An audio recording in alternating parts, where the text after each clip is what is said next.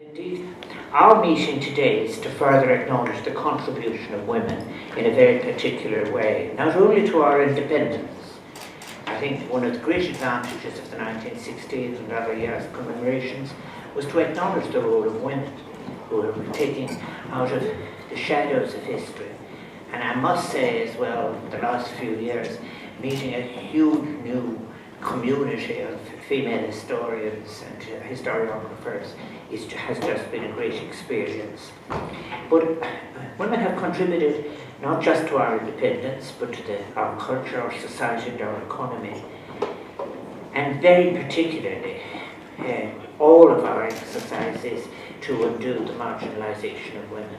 It's also 50 years since the great civil rights revolutions and the great human rights revolutions of 1968. So your presence here this evening is particularly to celebrate the contribution of women entrepreneurs to our society and our economy. And also recognising the immense importance of your contribution towards the future of work, economy, society and culture. Agus mehinas bine timpel mor himpel, vi marona toka list, na fiantra har fad atá siomar agus leis na raibh séasúla gnólachtaí atá I lághearbe. Agus is meabhra can spregúla den talan fiantríochta tá format atá sa fós in our year. I must say as well that one of the reasons as I was preparing today, looking through the names of the companies which are creative in themselves, but also, the thought occurred to me because I'm also working on a paper I will give at the ILO conference in Geneva very shortly. How suitable everything that you're doing is to the project of sustainability. And it fits so well into it, and also into what I believe is essential, the renegotiation of the work-life balance in so many different ways, in different cultures. En passant, as I'm at that, I might as well congratulate Nora Casey, who's just returned from India after receiving Woman of the Decade Award from the Women's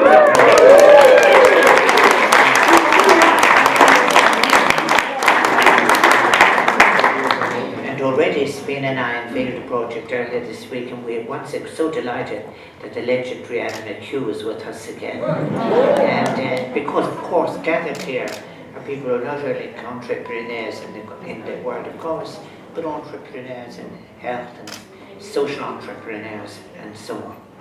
But I realised as well, in preparing what I had to say, that I was speaking to those who've already achieve great success, people of talent and extraordinary skill, and indeed patience too, I'm sure, in achieving their success, often against the tide. For the success of Ireland's indigenous economy, the continued development of entrepreneurship is absolutely vital, but it's also a critical factor in job creation, in responding to economic challenges, and in finding, as I have just said, sustainable solutions to overcoming social exclusion. Last year, Sabina and I hosted a similar gathering to this for women in the fields of science and technology. And I did so because we were both deeply concerned by the fact that women were greatly underrepresented in the higher levels of science and technology, with an estimated 6 to 7% of technical positions across Europe being filled by women. And this was at the same time as, in fact, I was opening often the Young Scientist exhibition and seeing something I very much welcome, and that is girls were taking science in the second level.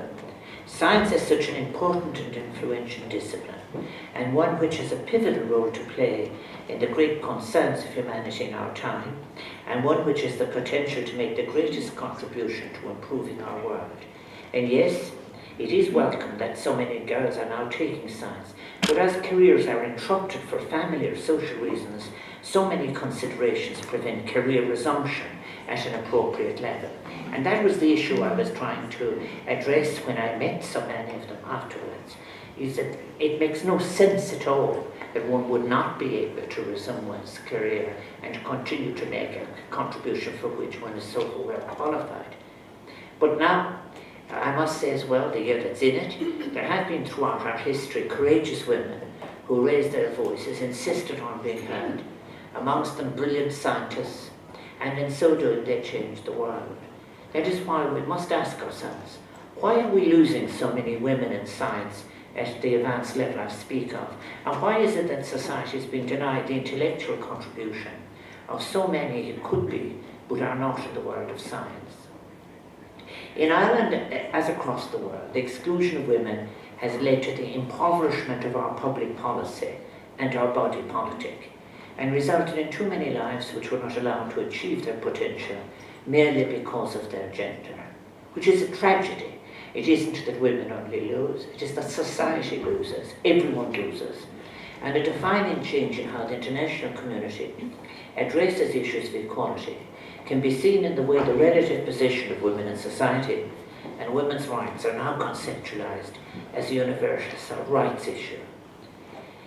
Gender equality is now being recognized as a central concern at a global level, not just in the areas traditionally associated with the women's rights movement, but these gender equality concerns have been stitched into the core fabric of international agreements that go to the heart of our future existence on this planet, no more so than the Sustainable Development Goals, which were agreed in New York in 2015. Sabina's wearing the badge there, the Sustainable Development Goals, which she disseminates to everybody. we must all rejoice, women and men and children, at the fact that gender equality was tackled in that agreement, both as a transversal issue and as a specific goal. Goal number 5, which calls on all nations of the world to achieve gender equality and empower all women and girls. That's a very overdue admission, in my view, that the exclusion of women damages all of society, forfeits a vital source of intelligence, a form of discourse that is valuable, inclusive and collegiate. Because my experience, nationally and internationally, is that there is a huge difference in the manner in which decisions are arrived at, whether women are participating or not. And it actually changes as the proportion of women involved in the decision rises. It's one thing to tackle inequality, but quite another, of course, to change sometimes ingrained practices and attitudes that serve to perpetuate a pattern where women are less empowered or less well represented than their male colleagues.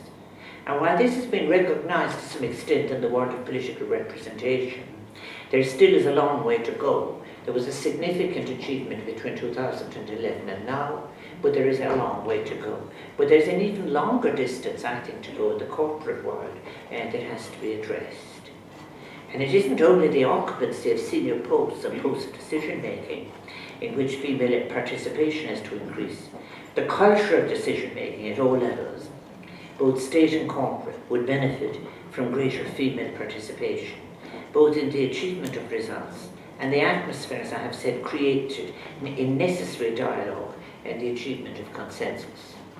I think I went to listen to the Royal Irish Academy now, so I'll go to a very, very senior Irish woman in the European Commission speaking about how one of the difficulties was that some of the commissioners would decide that they would discuss the detail of the choices in a decision in the sauna, and therefore putting an end, if you like, to sauna conferences that were all male was part of the idea of including people of both genders in the decision. So it is, I think, at a most basic level, women's rights were to the fore last year, for example, in public discourse, and of course it concentrated on sexual abuse and harassment in the workplace.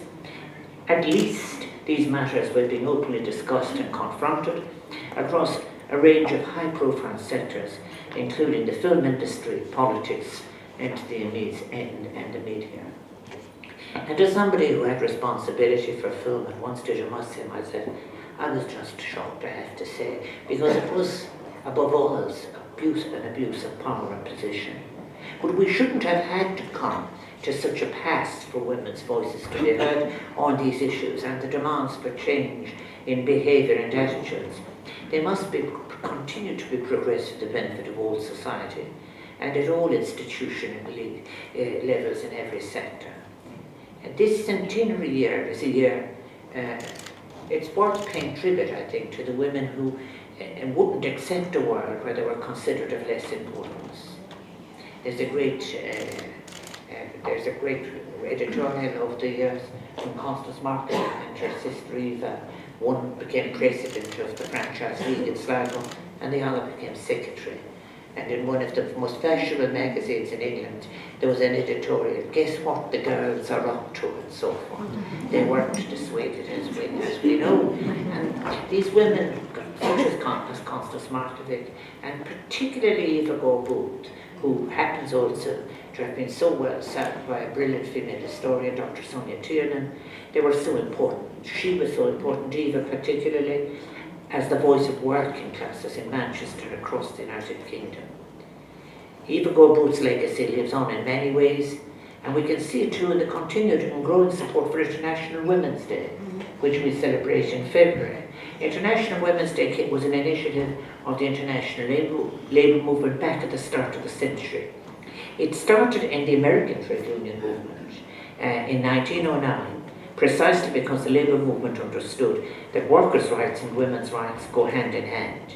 It was true then, and it remains true today.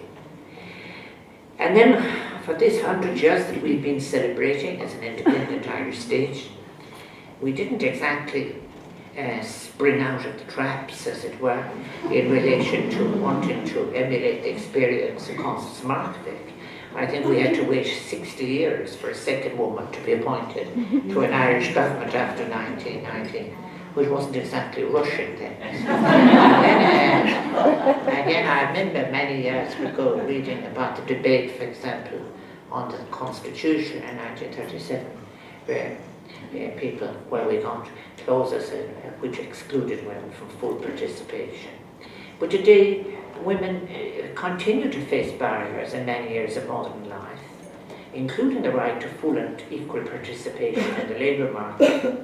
And these barriers include a widening gender pay gap, a lack of affordable childcare, an absence of real flexibility in many workplaces to enable women to fully reach their professional potential. We also know that while much more could be done to support and assist women who are considering returning to work after breaks for childrearing, there is of course a vigorous debate now on the forms of economy that will prevail in a society that is ever more technological. The best of that work, and I've been looking at it in preparation, I've been invited by the ILO to give the lecture this year in Geneva, and I am very much taken by that, by the best of the work recognises that work itself recognises it needs to be redefined. How, for example, can you in 2018 suggest that anyone that is involved in caring is not in fact involving in work of the most important and serious kind? How about, and this is something that is not about children only, it is about right through the life cycle. And also serious good economics is now telling us something else, is that the life-work balance issue is not a residual in economic planning. It is in fact, as you run out of jobs, as you're required to change different forms of skill profile through life and others, it's actually at the core of the new economics. And I'm absolutely convinced that women will in fact give a lead in defining that future form of the economy and of the life-work balance. It's invaluable work. It's work that can't be avoided. And then when it comes to entrepreneurship, I think the best of the work, I think the work, that's really what will give us a cohesive society. And when it comes to entrepreneurship here in Ireland, women make up about 20%, or 1 in 5 of all Ireland's entrepreneurs. Now, research would suggest that while Ireland has all the right conditions for businesses owned and led by women to thrive, motivation and self-belief continues to be a significant limiting factor. And it does tell you something, I think, as well, I said this in the presentation earlier here, is that very often women have had to start their own companies to get recognition for a very high level of skill and creativity and so on.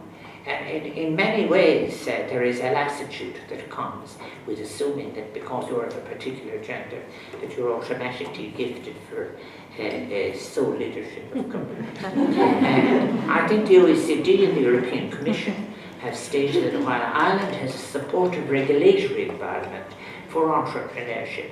Very much more can be done to support women entrepreneurs through tackling the gaps in access to services and in social protection.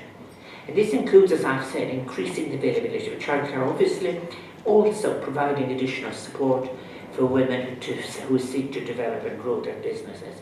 And I hope you all use the opportunity we have this evening of networking with each other. You're paving the way, providing inspiring role models for the many other women in this country who have the talent to set up successful businesses. Women who create employment, export opportunities, and a working environment that is supportive of other women.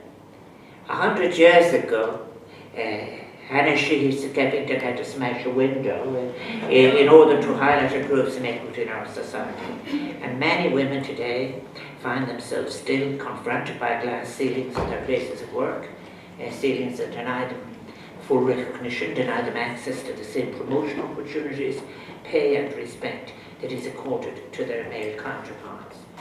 And as a country that aspires to be a true democracy and republic, we owe a very great debt of gratitude to women like yourselves, who, as I've said, have often had to swim against the tide, who continue to break down barriers and overcome obstacles that prevent women from being equal participants in all aspects of society. And I do want to thank and commend you for that. And I want to thank the staff of Enterprise Ireland, for example, for helping my own staff in organising this evening.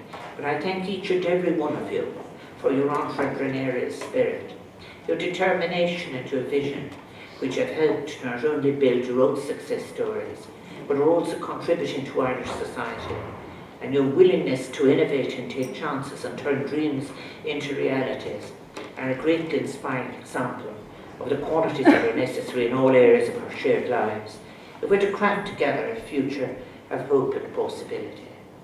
And I do say to all of you that by 2050, 40% of all those humans alive on the planet will live on the continent of Africa. Do please be available, where if there is to be hope of sustainability and response to climate change in Africa, 1.2 billion extra young people. The more and more I look at it, every positive indicator we have is coming from women's participation on that continent. And they are, if it were so necessary, that we'll be able to leap over the barriers with science and technology to achieve sustainability in their own way. I have said enough, really. I want to say, Sfeidr le soci cion Sfeidr maró, rach with hoga crofia, agus a sorwachas real sacarach na social, agus personal, agus dá with the plan, a valley con soci hogo, a fan in vune etiquette.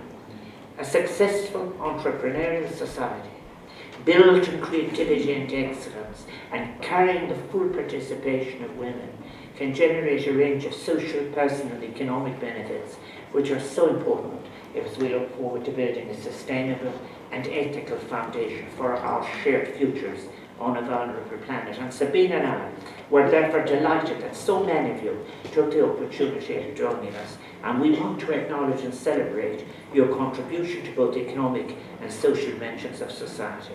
Thank you for being with us today, and gus cuinga gragas barnard, in wonders na hagri shulato shulahi, achtud selilio. And I so both of us want to wish you health, success, and happiness, not just only in what you're doing with others, but in your own lives into the future. Níl a buíochas go raibh